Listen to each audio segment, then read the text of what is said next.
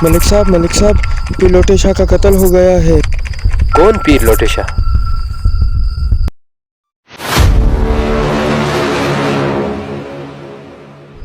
गांव वालों का ये कहना है कि कत्ल किसी इंसान ने नहीं बल्कि एक जिन ने किया है। मेरा नाम मलिक सफदर हयात है। मैं इस इलाके के थाने का इंचार्ज हूँ। पूरी के बयान के हिसाब से वो जिन एक खूबसूरत लड़की पर आशिक था, यानी कि फरजाना।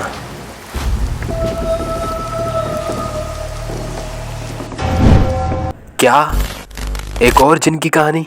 फरजाना को 4 नौचंदी जुमेरात को एक खास अमल के लिए उसके आस्थाने पर आना होगा, लेकिन वो चौथी नौचंदी जुमेरात के बारे में अपनी माँ या किसी को भी कुछ भी नहीं बताएगी।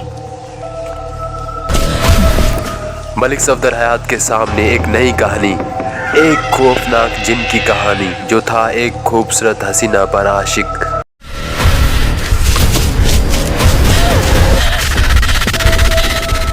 आखिर पीर लोटे शाह के कत्ल के पीछे कौन सा गहरा राज छुपा है?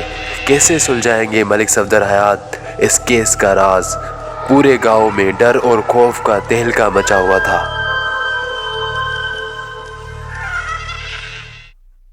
अस्सलाम वालेकुम। देखती आँखों और मुस्कुराते होंठों को करीम खान का सलाम। रिटायर्ड डीएसपी मलिक सफदर हयात की इस क्राइम स्टोरी का नाम है नाजुक अंदाम।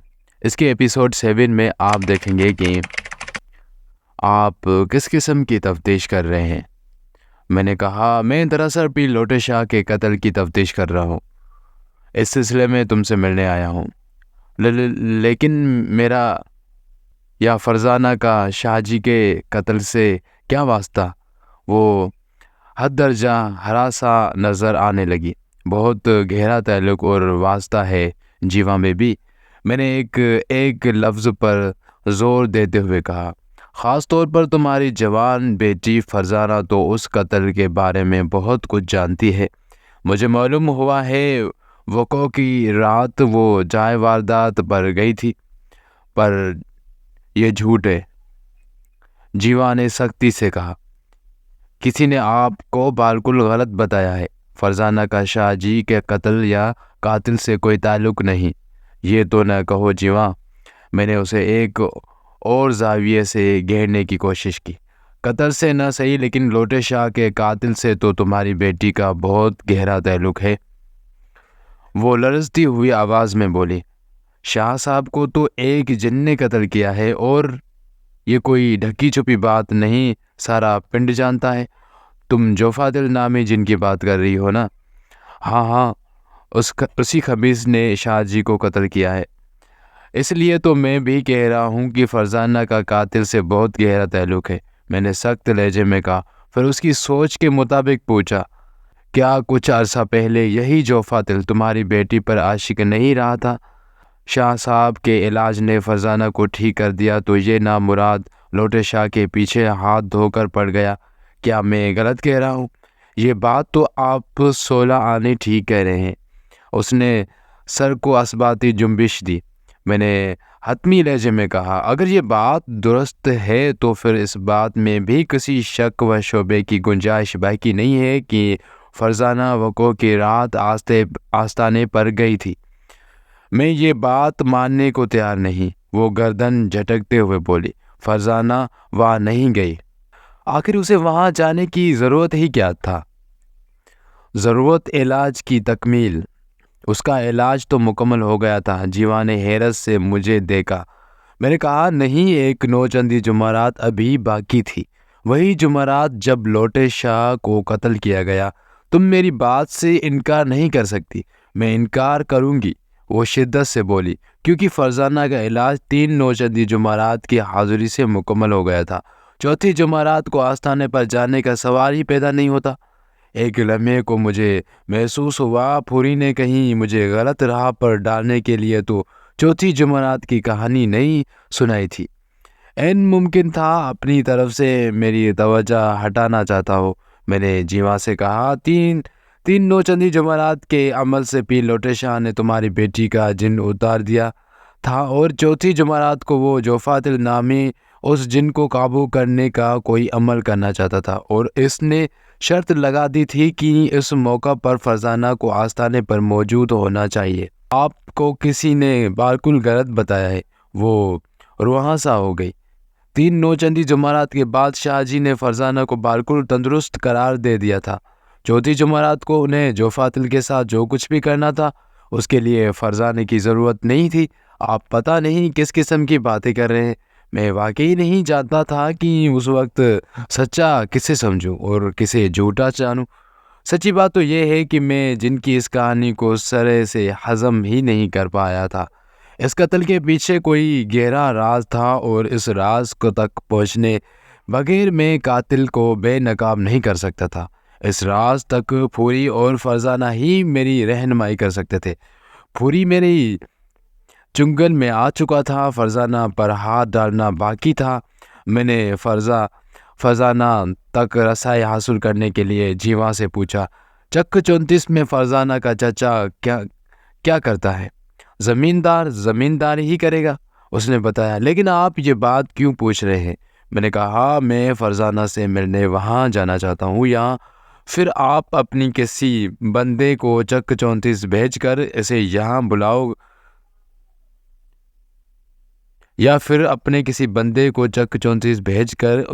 بلاؤں گا تاکہ حقیقت حال سے پردہ اٹھ سکے۔ حقیقت وہی ہے جو میں نے آپ کو بتا چکی ہوں، وہ ٹھہرے ہوئے لہجے میں بولی۔ فرزانہ وقوع کی رات آستانے پر گئی تھی اور نہ ہی شاہ جی کے قتل سے اس کا کوئی تعلق ہے۔ آپ خواہ مخواہ میری بیٹی کو پریشان کریں گے۔ لوٹے شاہ کے قاتل تک رسائی حاصل کرنے کے لیے میں کچھ بھی کر سکتا ہوں جیواں، میں نے سنسناتے ہوئے الفاظ میں کہا۔ جو شخص بھی قانون کی راہ میں رکاوٹ بنے گا رگڑا جائے گا۔ وہ سہم کر مجھے دیکھنے لگی، پھر ڈرتے ڈرتے پوچھ بیٹی، ایک بات تو بتائیں تھانے دار صاحب، آپ کو یہ بات کس نے بتائی ہے کہ میری بیٹی وقوع والی جمعرات کو پیر لوٹے شاہ کے آستانے پر گئی تھی؟ اس کا سوال نہایت ہی معقول تھا، لہٰذا میں نے جواب دینے میں کوئی آر محسوس نہ کی اور کہا، پیر لوٹے شاہ کے خادم خاص اور مستقبل کے لوٹا نواز غفور عرف پھوری نے۔ وہ بے یقینی سے مجھے دیکھنے لگی۔ یہ کیسے ہو سکتا ہے؟ پھوری ایسی بات کیوں کرے گا؟ وہ تو شاہ جی کے بہت قریب تھا، اسے بھی یہ بات معلوم تھی کہ فرزانہ کا علاج ختم ہو چکا ہے۔ مجھے یقین نہیں آ رہا، میں پھوری سے جا کر پوچھوں گی۔ ضرور پوچھنا، میں نے معتدل لہجے میں کہا، لیکن پھوری سے سوال و جواب کے لیے تمہیں میرے تھانے کی حوالات تک آنا ہوگا۔ جنات کو قبضے میں کرنے والا لوٹے شاہ کا چیلا اس وقت قانون کے قبضے میں ہے۔ آپ نے اسے کس جرم میں پکڑا ہے تھانے دار صاحب؟ وہ شکستہ لہجے میں بولی۔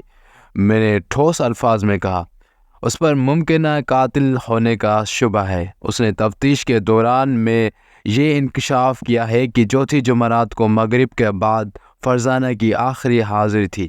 فرزانہ کی موجودگی میں لوٹے شاہ نے جو فاتل کو کسی خطرناک عمل کے ذریعے اپنے قبضے میں کرنا تھا۔ اگر پھوری نے اس قسم کی بات کی ہے تو بہت غلط کیا ہے، جیوان نے الجھن زدہ انداز میں کہا۔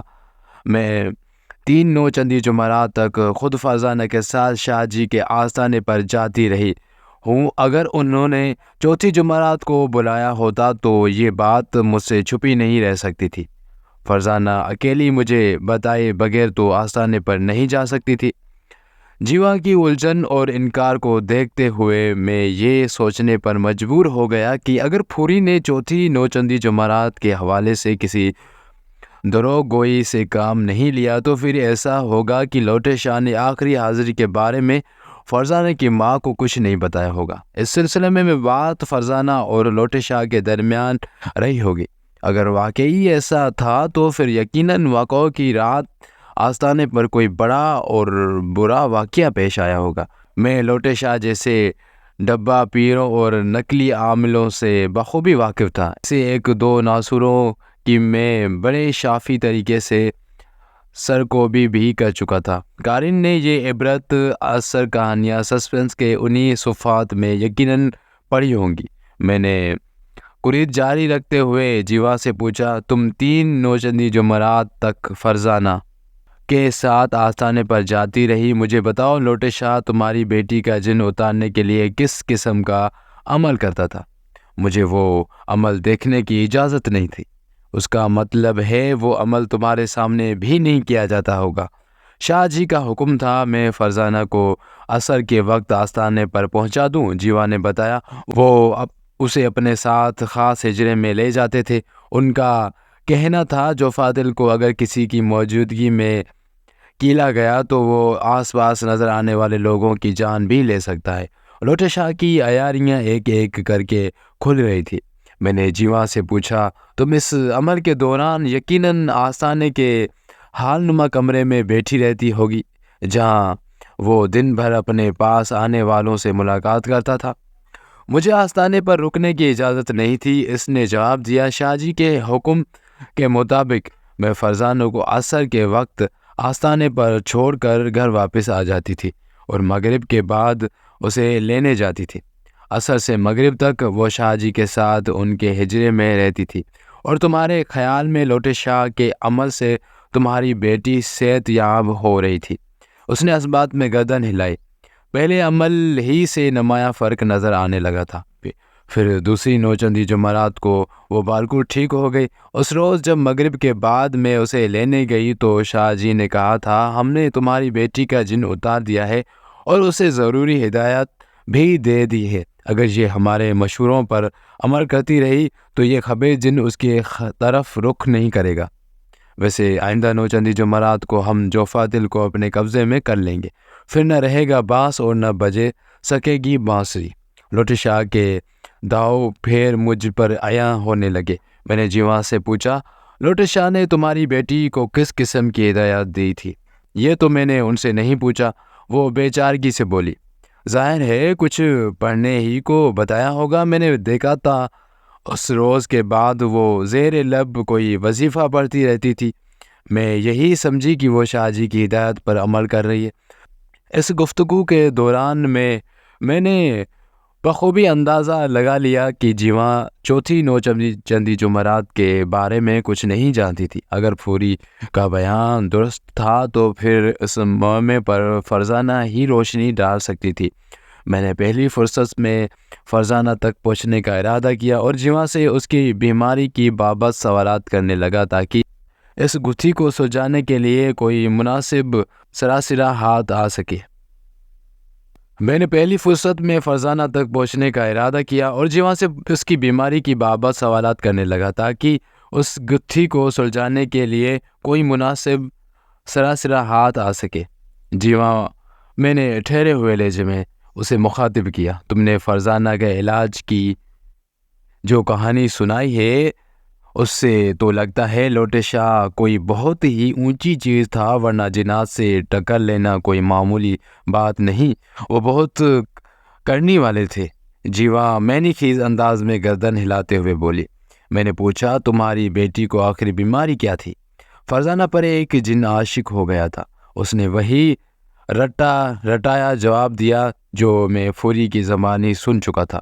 میں نے جیوا کے گھسنے کا سلسلہ جاری رکھا۔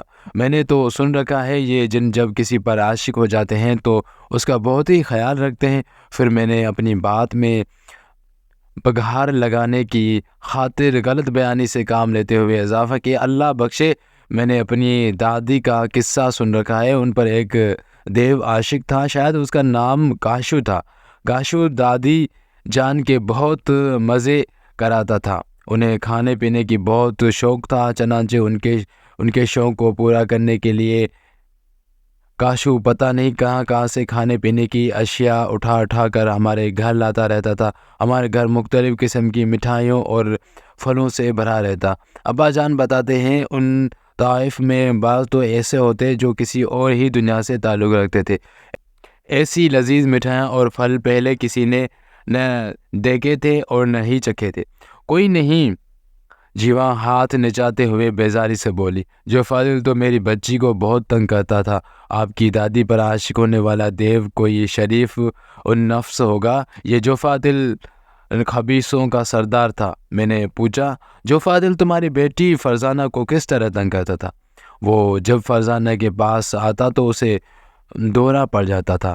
اس نے بتایا اسے اپنا کچھ ہوش نہ رہتا، گردن اکڑ جاتی، ہاتھوں اور پاؤں کی حالت بھی بگڑ جاتی، گردن مڑ جاتی اور منہ سے جھاگ جاری ہو جاتی۔ یہ ساری علامتیں مرغی کی مرض کی تھی۔ جیوا نے مزید بتایا اس کیفیت میں فرزانہ بہت جنونی ہو جاتی، چیزوں کو اٹھا اٹھا کر پھینکتی اور جو بھی اسے روکنے پکڑنے کی کوشش کرتا وہ اسے بے دریغ کوٹ کر رکھ دیتی، حتیٰ کہ وہ اپنے آپ کو بھی نوچنے کسوٹنے سے باز نہیں آتی تھی۔ اب یہ کیس ہسٹیریا کے دائرے میں داخل ہو رہا تھا۔ شائزوفرینیا کے مریض بھی کچھ اسی قسم کے رویے پیش کرتے ہیں۔ جیوا کی بات جاتی تھی۔ ایک مرتبہ تو اس نے میری بھابھی کو جھنجھوڑ کر اتنی زور سے دھکا دیا کہ وہ دیوار سے جا ٹکرائی اور اس کا سر پھٹ گیا۔ اس روز کے بعد وہ ہمارے گھر بھی نہیں آئی، حالانکہ اسے بڑا چاؤ تھا اپنی بیٹے طفیل کی شادی فرزانہ سے کرے گی۔ فرزانہ کے دوروں نے طفیل کو اس قدر خوف زدہ کیا کہ اس نے اس سے شادی کا خیال دل سے نکال دیا۔ ایسی آسیب زدہ لڑکی سے بھلا کون شادی کی ہمت کر سکتا ہے، اور وہ بھی اس خبیث جن کی محبوبہ سے۔ جیوا نے ایک جھرجھری لی اور خاموش ہو گئی۔ فرزانہ کے رشتے کے حوالے سے اس نے رواں روی میں بہت اہم باتیں اگل دی تھی۔ میں بڑی سنجیدگی سے جیوا کے بھابھی اور اس کے بیٹے طفیل کے بارے میں سوچنے لگا۔ اس وقت میرے ذہن میں بہت سے سوالات چکر آ رہے تھے اور میں فوری طور پر کسی نتیجے پر پہنچنے کی پوزیشن میں نہیں تھا۔ چنانچہ میں دوبارہ جیوا کی طرف متوجہ ہو گیا۔ فرزانہ کے اس دورے کو کس طرح کنٹرول کیا جاتا تھا؟ میں نے پوچھا۔ شاہ صاحب نے ایسے موقع کے لیے ایک خاص قسم کا شربت دے رکھا تھا۔ جیوا نے بتایا ہم کسی طرح کوشش کر کے وہ شربت تھوڑا سا اس کے حلق میں اونڈیل دیتے، تھوڑی دیر بعد وہ شانت ہو جاتی۔ یہ دورہ اسے کتنے عرصے بعد پڑتا تھا؟ ہفتہ 10 دن میں ایک مرتبہ۔ اس نے بتایا شاہ صاحب کے علاج سے فائدہ ہونے لگا اور یہ وقفہ بڑھتے بڑھتے 1 ماہ تک پہنچ گیا۔ تیسری نوچندی جمعرات کے بعد فرزانہ کو دورہ نہیں پڑا۔ شاہ جی نے کہا اب یہ لڑکی خبیث جن کی اثرات سے پاک ہو گئی ہے۔ آج میں نے جو عمل کیا ہے اس کا نتیجہ صبح ہونے سے پہلے ظاہر ہوگا۔ تم اپنی آنکھوں سے ثبوت دیکھ سکو گی کہ جو فاتل چلا گیا، تمہاری بیٹی کی جان چھوٹ گئی ہمیشہ ہمیشہ کے لیے۔ تو کیا تم نے دوسری صبح وہ ثبوت دیکھا تھا؟ میں نے الجھن زدہ لہجے میں استفسار کیا۔ جن تو تمہیں نظر نہیں آیا ہوگا، پھر وہ کس قسم کا ثبوت تھا؟ اس نے نہایت ہی سنجیدگی سے کہا شاہ جی نے جو فاتل کے جانے کی ایک مخصوص نشانی بتائی تھی۔ تیسری نوچندی جمعرات کے بعد جمعے کے صبح جب میں سو کر اٹھی تو میری گھر کے صحن میں شاہ صاحب کی بتائی ہوئی نشانی موجود تھی۔